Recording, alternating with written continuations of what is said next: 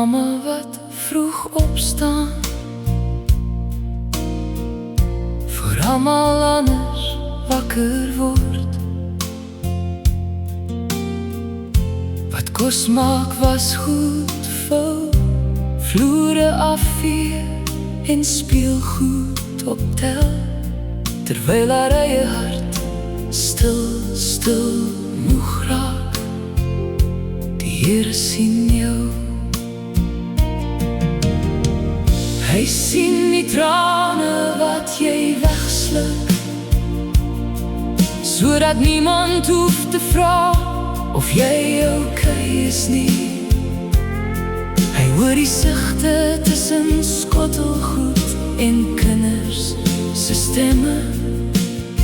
Hy weet hoe swaar dit voel om heeltyd sterk te probeer wees, terwyl jy binne en voel jy breek.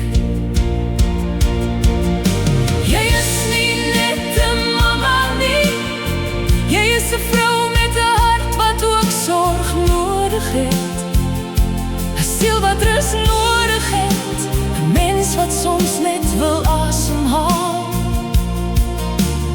sonder dat iemand iets van haar vra.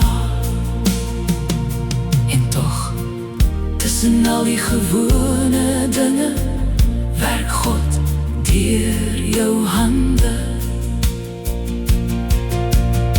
En elke broodjie wat jy smeer, elke kombers wat jy regtrek, elke sagte woord wat jy gee, al voel jy leeg. Jy hoef nie perfect te wees nie, jy hoef nie altyd te glimlach wanneer jou hart swaar is nie. God vra nie dat jy alles alleen dra nie. Kom rus by hom, kom na my toe, almal wat vermoeid en belas is, en ek sal julle rus gee. Die Bybel mag jy vandag onthou. Jy val nie omdat jy moeg is nie, jy is mens, en selfs in jou moegste oomblikke is jy steeds geliefd, waardevol en genoeg.